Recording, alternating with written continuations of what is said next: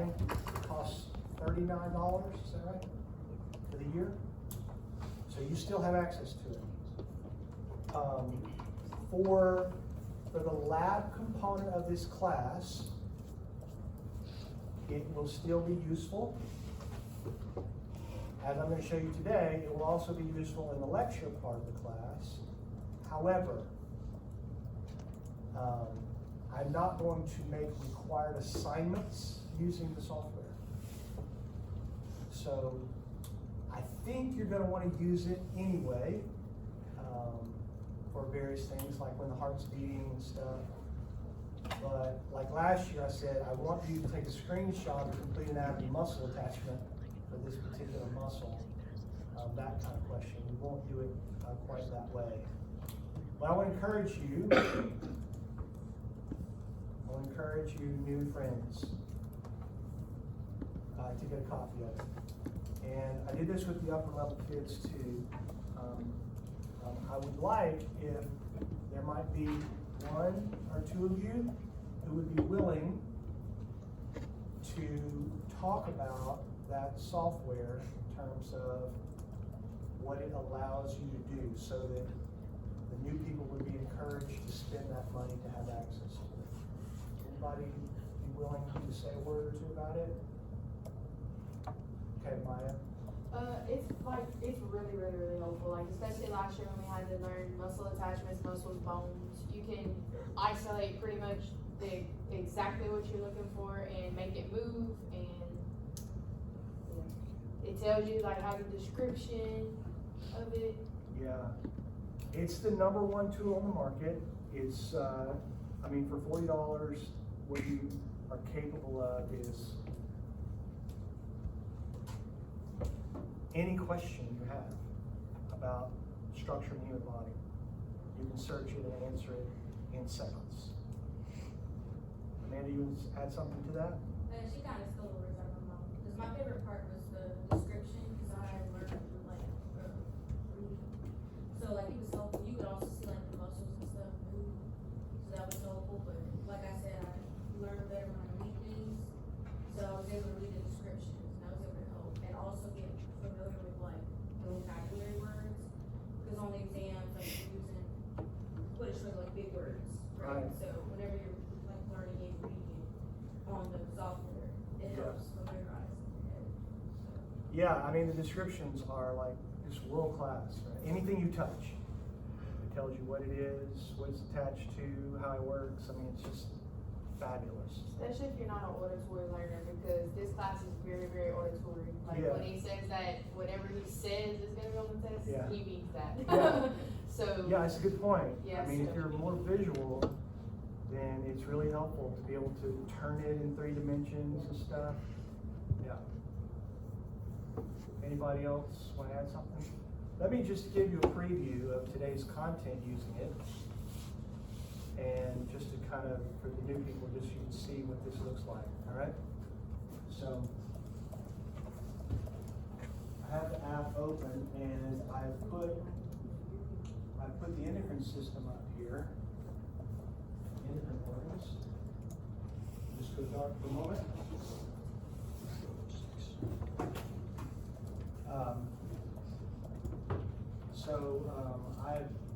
I've asked it to put the endocrine organs that I'm going to be talking about on here. So you can see here, I've got the skeleton and the organs on. So you can choose what you want to put on there, or you can search for whatever it is you want to search for. And then, like you can get in really tight. Whatever you click on, it will tell you what it is. So like Amanda was saying, like today, first big connection to the endocrine system that we're going to talk about, actually we won't get to it till Wednesday, is the connection between this brain area right here. Now you can see where that brain area is.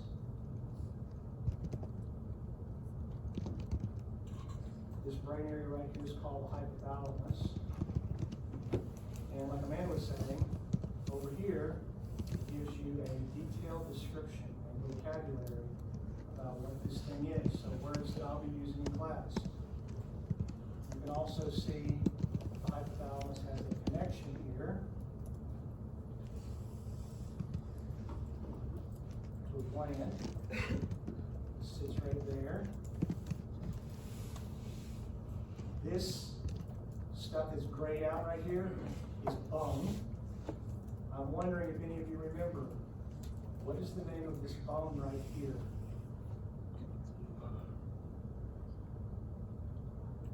I'm inside the skull. The pituitary gland is sitting right in a little pocket in that bone.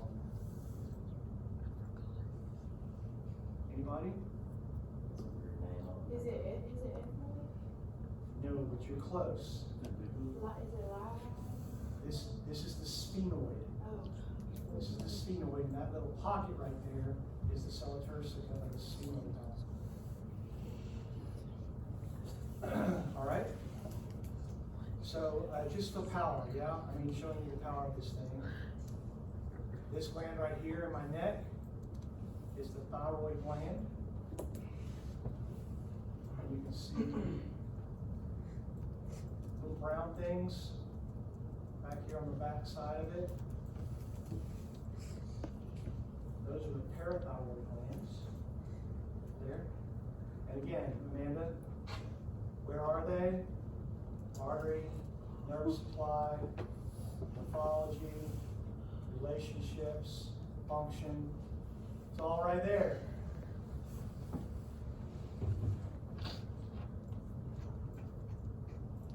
Heart right here. Double click on the heart. It starts beating. That's so awesome.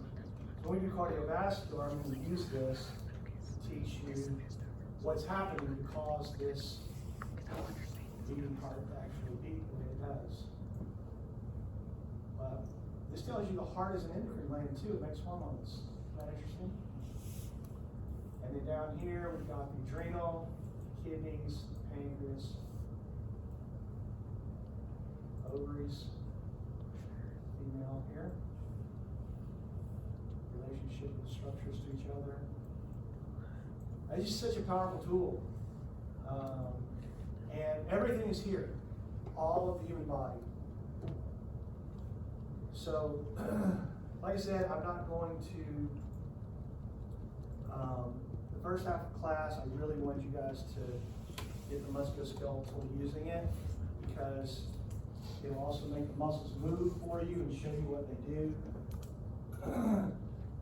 But it's a great tool. I recommend it. Let me go one step further. For those of you who will be clinicians, and I think most of the people in this room will be, whether you be a physical therapy assistant or a nurse or a physical therapist, or some other kind of medical, clinical setting for most of the people in this room. If you know a clinician, you should ask them. It's likely they have complete anatomy on their phones. Because a patient says, "You're going to make me do what?" And the clinician goes, "Well, what we're going to do is we're going to try to loosen the piriformis. In order to do that, we're going to have to see." Why are you nodding? Because we do it all the time with my job. Because she works in a physical therapy clinic.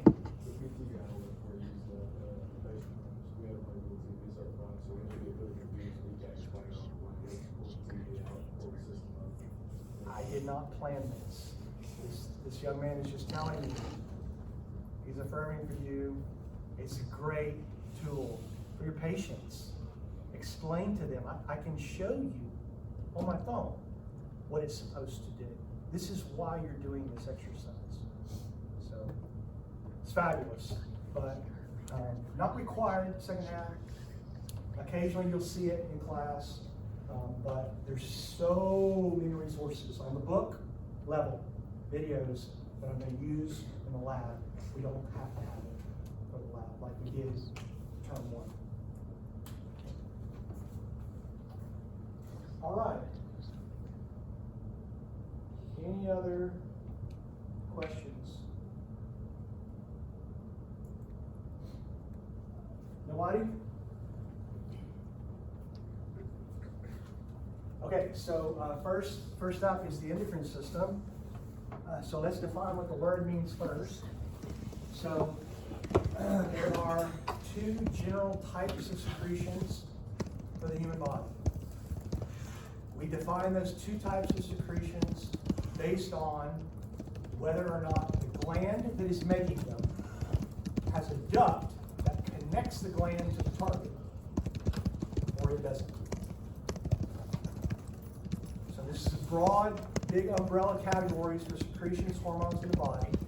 Either the gland has a duct that connects it to the target. So, example, there's a salivary gland right here, and there's a duct out of that gland that empties into your mouth. There are enzymes, hormones, in those secretions, in that saliva that end up in your mouth. There's a duct connecting the gland to the target. The target is the mouth. I want that enzyme to do something. The most numerous one, a sweat gland. You have to use scientific notation to talk about the number of sweat glands in your body. There's so many of them. But each one of them has a duct.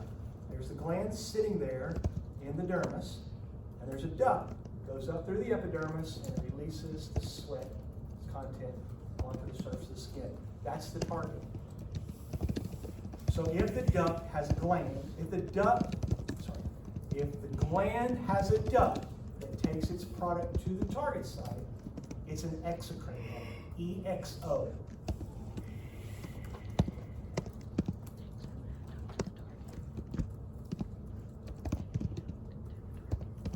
We're not going to talk about those in this chapter. So there are a bazillion of those in the human body. Yeah? So sweat glands, some of these guys will have that function too, and I'll mention that as we go. The gland we're interested in for this chapter, they're called endocrine, E-N-D-O. E-N-D-O. Endocrine. These glands do not have ducts. So in order for their products to get to their targets, they have to use the circulatory system.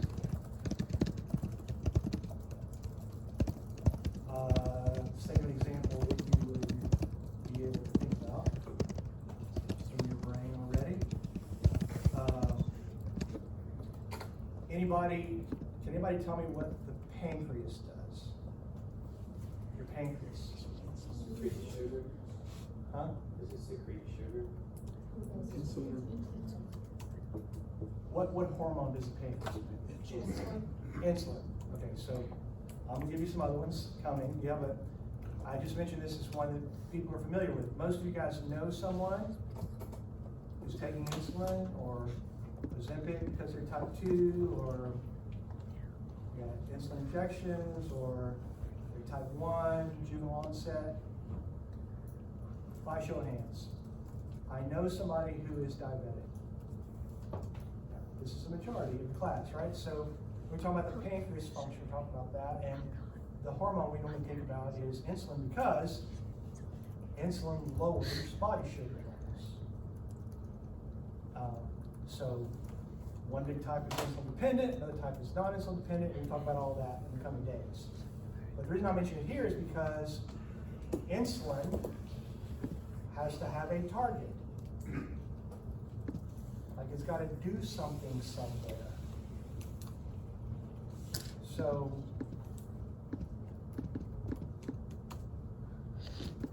where in your body do you need sugar? Like I want to burn some sugar. What would you like to do? I want to burn some sugar. Yeah, absolutely. So exercise. So what's burning the sugar then? Your muscles. Yeah. So in other words, the insulin has to be able to act on the muscles. So the gland sits there right there by the small intestine, but it's got to release this hormone. It's got to go to muscles all over you, right?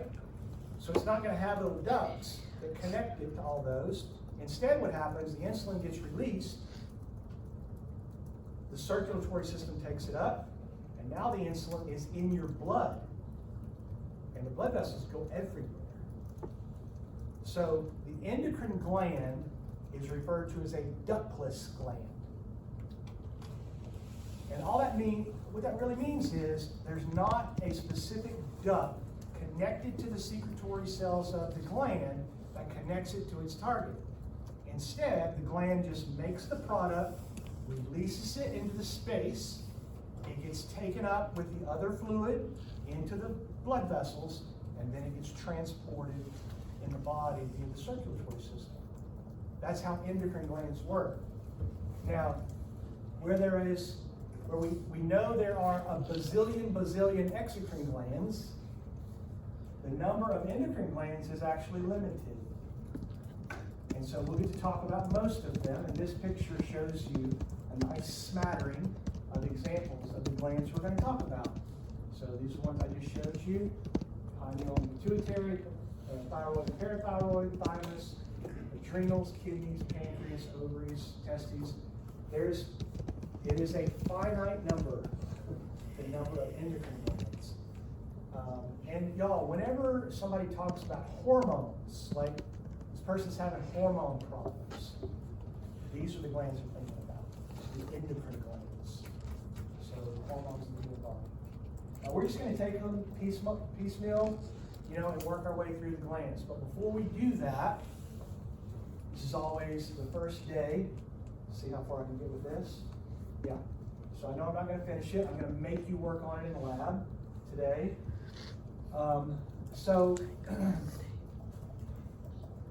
Students don't like learning what I'm about to teach you. I've been teaching this stuff for a long time.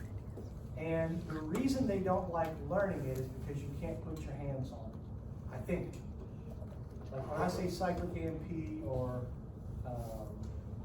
protein kinases, students' heads roll back in there. And I debate, like, how far should I take these at this course level? How far should I take you? And the truth is, you have to be introduced to it. The reason you have to be introduced to it is because all of the pharmacology, the drug interactions, the things that you will learn in your life that impact hormones are going to be tied to the mechanism of action of the hormone. So when a student comes up to me and they say, Mom's taken drug name. I've never heard of it. The student goes, what is that doing? I go Google and I go, mechanism of action, name. And it will, some site at the top will list which mechanism of action is being used. And if I know the physiology of that mechanism, now I can tell them what it's doing. Are you with me?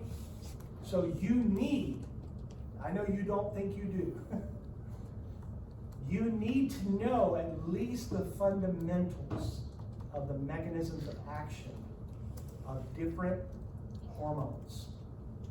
Okay, so I'm going to build the categories for 5 minutes for these. Your book has additional ones. I'm going to build the 2 big categories for these as we start here. And then, today in lab and Wednesday in lab, I'm going to hit you pretty hard with this, make you do some work on it, using your text stuff. Turn those notes for me during the lab time today. Okay, so let's build the categories. Okay. Hormones fit into 2 broad categories. They are, we use different terms, different names for these. Let's use the table to do this. They fit in the category of, number 1, lipid-soluble hormones, or number 2, water-soluble hormones. Okay, so let's define what the category means. All right? So for the lipid-soluble hormones, it's not listed here. This is going to be a Wade-Warren definition. the lipid-soluble hormones, their mechanism of action will be at the level of the DNA. It'll be at the level of the DNA. The mechanism of action will be at the level of the DNA. Meaning, the cell membranes are not barriers. So all of you remember that cell membranes are made of phospholipids. So we are cellular creatures, and our membranes of our cells are surrounded by lipid, non-polar molecules that charged things cannot get through. These hormones can get through. So let's say it again. Lipid-soluble hormones act at the level of the DNA. They do not see the cell membranes as barriers. In other words, they can get inside the cell. They can do their work inside, at the level of the DNA. And then the third big category thing for Warren here, and then we'll do more details coming, is the products of the mechanisms of action. In other words, the question here is, what does it do at the DNA? So, what happens when it acts at the DNA? The products that act, the products produced as a result of lipid-soluble hormones are new proteins. New proteins. Which means that you have to initiate a transcription translation event. So I'm going to teach you that. Today in lab, again on Wednesday. So notice what it says here. There's the synthesis of new protein as a result of their activity. Now, I like to try to make it as practical as possible. You know, when I'm thinking about these things and helping students understand what's going on here and how to think about what's happening. So here's a moment right here at the end of class where if you were here with me in December, you're going to go, oh. So if I want the nervous system to work, I need appropriate concentrations of sodium and potassium ions. Are you with me? Everybody's going, oh yeah. And you know, if I'm going to keep the appropriate concentrations of sodium and potassium ions, I need a protein in the cell membrane that transports sodium out of the cell and potassium into the cell. I see you nodding. Yeah?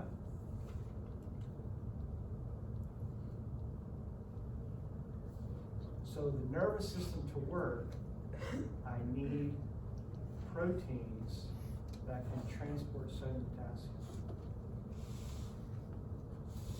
Where do they come from? So you're going to learn here the role of hormones promote building sodium, potassium, proteins. I'm going to use it as an example. I'm going to do the kidney because we haven't done that yet in my example on Wednesday. But hormones regulate those protein levels. Do you see how important that is? Like the hormone binds to whatever cell, it initiates an event that causes the production of new sodium potassium pumps. Now my body can work, for lack of a more dramatic way of saying it. Okay, so category 1 is lipid soluble. Category number 2, water soluble. Or we could say non-lipid soluble, or water soluble hormones. Okay, water soluble hormones cannot get through the cell membrane. Which means they cannot act directly at the DNA.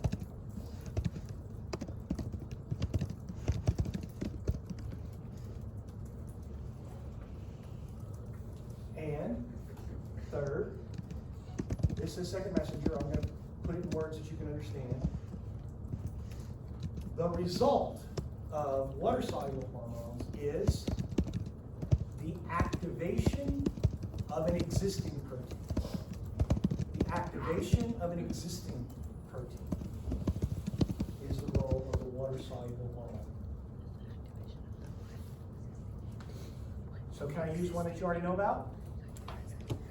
If I said adrenaline to you, norepinephrine, epinephrine, everybody's going, I know what those things do. Elevate heart rate. This is our autonomic nervous system story, right? Fight or flight. Norepinephrine and epinephrine are water-soluble hormones. They don't have access to DNA.